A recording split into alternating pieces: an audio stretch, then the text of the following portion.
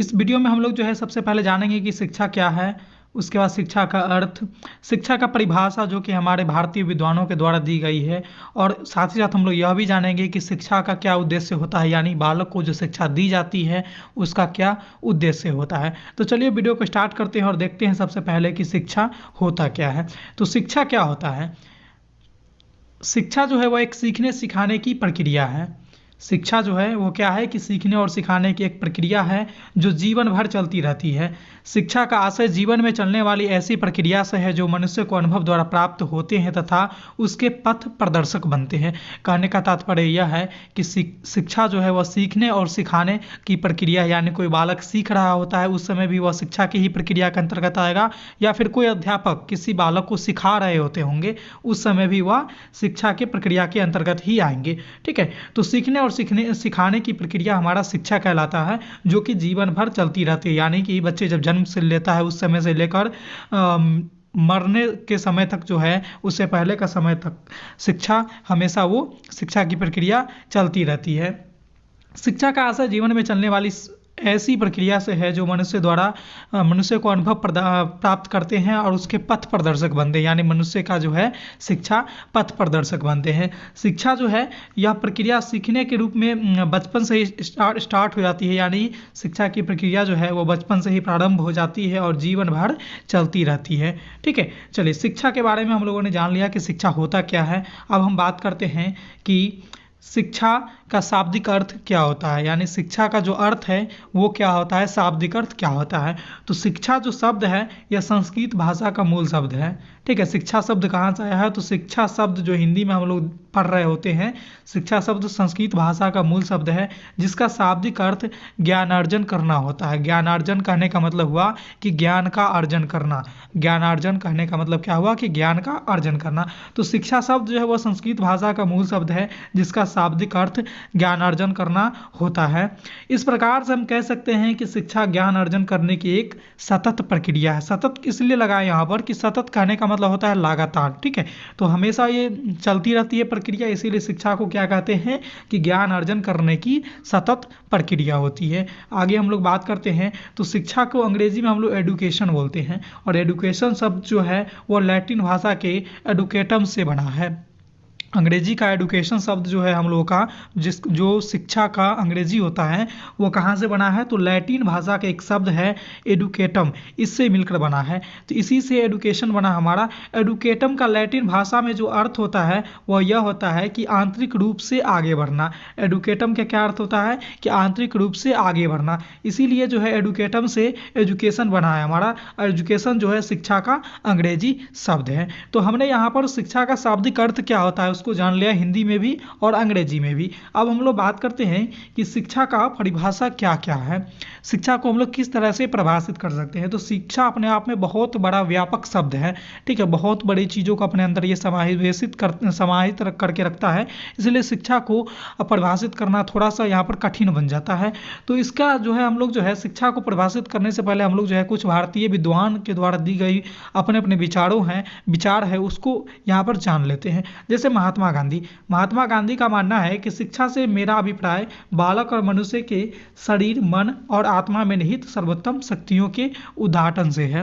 महात्मा गांधी का ऐसा मानना है कि शिक्षा जो है वह बालक और मनुष्य के मन और आत्मा में जो निहित सर्वोत्तम शक्ति है उसका उद्घाटन होता है। ठीक है, इसी तरह से अगर हम लोग बात करें रविंद्रनाथ टैगोर की, तो उनका मानना यह है कि शिक्षा का आशय मस्तिष्क को इस योग्य बनाना है कि वह चिरंतन को पहचान सके, इसके साथ एक रूप हो सके और उसे अभिव्यक्त कर सके। रविन्द्रनाथ टैगोर का मानना है कि शिक्षा जो है मस्तिष्क को इस योग्य बनाता है जिससे क्या है कि वह सत्य को पहचान सकता है तथा एक साथ होकर के उसको अभिव्यक्त भी कर सकता है, एक रूप होकर के। ऐसा मानना रविन्द्रनाथ टैगोर का है शिक्षा के संदर्भ में। आगे हम लोग देखते हैं, आगे है हमारा अरविंद का मानना है कि शिक्षा का तात्पर्य व्यक्ति की आंतरिक शक्तियों का विकास से है, यानी कि व्यक्ति का वह शक्ति जो उसके शरीर के आंतरिक शक्ति है, कहने का मतलब जो ऐसा शक्ति जो बाहर से दिखाई न देता हो, उसके आंतरिक शक्ति है, उसके विकास से तात्पर्य है शिक्षा का, ऐसा अरविंद महोदय का मानना है।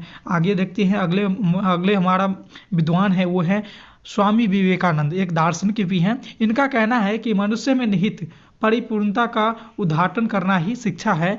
यानी मनुष्य के भीतर की ज्ञान, बाहर से कोई ज्ञान नहीं दिया जा सकता है, जो उसके अंदर में जो निहित पूर्णता ज्ञान जो है उसका उद्घाटन करना ही शिक्षा कहलाता है। मनुष्य के भीतर की ज्ञान को, उसको बाहर से कोई ज्ञान नहीं दिया जा सकता है। स्वामी विवेकानंद का मानना है कि मनुष्य के अंदर जो चीज़ें हैं उसको यहाँ पर उजागर करना ही शिक्षा कहलाता है, उसका उद्घाटन करना ही शिक्षा कहलाता है। आगे अरस्तु का कहना यह है कि शिक्षा का अर्थ शरीर स्वस्थ में स्वस्थ मन का निर्माण करना है। हम लोग ये जो इनका कथन है ये हमने कई बार अपने ज़िंदगी में सुना होगा कि स्वस्थ शरीर में ही स्वस्थ मस्तिष्क का निवास होता है। ठीक उसी तरह से है कि शिक्षा का अर्थ शरीर स्वस्थ में शरीर मन का निर्माण करना ही शिक्षा कहलाता है। ये कुछ शिक्षा के परिभाषा थे जो कि हमारे भारतीय विद्वानों के द्वारा दी गई थी, जिसको हम लोगों ने अभी यहाँ पर जाना है। और आगे चलते हैं वीडियो में हम लोग जानते हैं कि शिक्षा की प्रकृति और गुण क्या होता है। यानी शिक्षा का कुछ अपना एक प्रकृति होगी,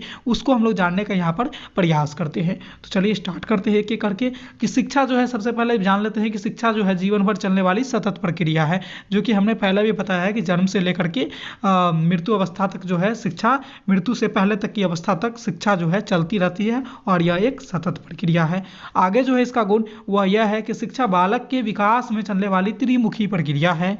अगला इसका गुण है शिक्षा के संदर्भ में वह यह है कि यह सामाजिक विकास की एक महत्वपूर्ण प्रक्रिया है, जिसमें शिक्षक, समाज, पाठ्यक्रम और विद्यार्थी शामिल होते हैं। कौन कौन से लोग शामिल होते हैं? तो पहला है शिक्षक, समाज, पाठ्यक्रम और विद्यार्थी। यह समाज विकास की एक महत्वपूर्ण प्रक्रिया है और इस प्रक्रिया में चार प्रकार के लोग शामिल रहेंगे।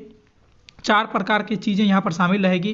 पहला शिक्षक, समाज, पाठ्यक्रम और साथ ही साथ विद्यार्थी, शिक्षार्थी यानी जो सीख रहे होते हैं। ठीक है, तो चलिए आगे देखते हैं शिक्षा की प्रकृति और गुण को। तो वह यह है कि इस प्रक्रिया में बालक के आंतरिक गुणों का विकास एवं प्रकाशित करती है। मतलब यह जो प्रक्रिया है हमारा शिक्षा की प्रक्रिया, यह क्या करती है कि बालकों के आंतरिक गुणों का विकास एवं उसको प्रकाशित करती है। किसको प्रकाशित करती है? कि बालक के अंदर जो गुण रहती है, बालक के आंतरिक गुण, कहने का मतलब बालक के अंदर जो गुण छुपी रहती है उसको क्या करता है कि यह विकास करता है और साथ ही साथ उसको प्रकाशित करता है। कौन सी प्रक्रिया? तो शिक्षा की प्रक्रिया। ठीक है, तो ये शिक्षा की प्रकृति एवं गुण थे। आगे हम लोग बात करते हैं कि शिक्षा देने का क्या उद्देश्य होता है, यानी शिक्षा का उद्देश्य क्या होता है, इसके बारे में हम लोग अध्ययन करेंगे अभी। तो चलिए देखते हैं एक एक पॉइंट को कि शिक्षा का उद्देश्य क्या होना चाहिए और क्या है।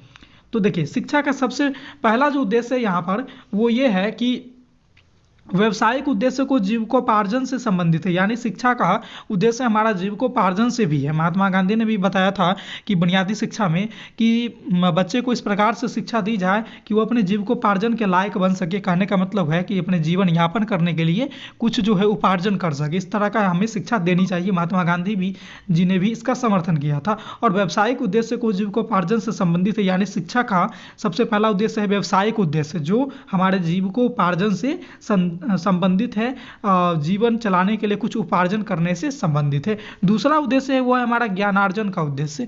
कहने का मतलब ये है कि ज्ञान का अर्जन करना शिक्षा का उद्देश्य होना चाहिए और है। तीसरा है चरित्र निर्माण का उद्देश्य। इसी तरह से सामाजिक सफलता का उद्देश्य है, सांस्कृतिक उद्देश्य है, शारीरिक विकास का उद्देश्य है, जिसमें हमारे शारीरिक शिक्षा सिखाई जाती है, जिसमें शरीर का विकास, व्यायाम वगैरह आता है। इसमें शारीरिक विकास का भी उद्देश्य एक शिक्षा का है। वैयक्तिक और सामाजिक उद्देश्य ये भी है। वैयक्तिक कहने का मतलब हुआ कि किसी व्यक्ति का व्यक्तित्व, और सामाजिक उद्देश्य भी, इसका विकास करने का उद्देश्य भी शिक्षा का उद्देश्य है।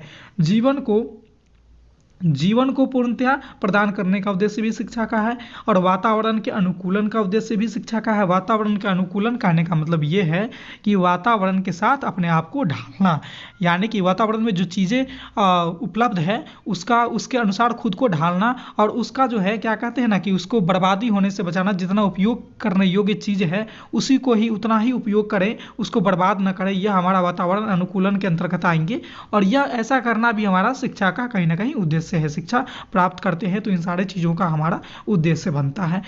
और सबसे लास्ट है वो है हमारा लोकतंत्र की सफलता का उद्देश्य। लोकतंत्र की सफलता का उद्देश्य भी एक शिक्षा का ही उद्देश्य होना चाहिए। इसी तरह से और भी बहुत सारे शिक्षा का उद्देश्य है, जो यहाँ पर इंपॉर्टेंट पॉइंट थी उसके बारे में हम लोगों ने यहाँ पर डिस्कस किया है। इस तरह के और भी आपको कोई अगर लगता होगा कि और भी इंपॉर्टेंट है तो वो भी सही है, सिर्फ ये जरूरी नहीं है कि जो मैंने यहाँ पर इतना बताया है यही सारे पॉइंट जो है शिक्षा के लिए उद्देश्य हैं।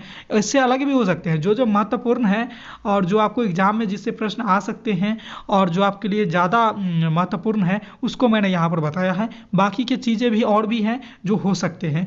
तो इस वीडियो में बस इतना ही था। शिक्षा के बारे में हम लोगों ने जाना कि शिक्षा क्या होता है।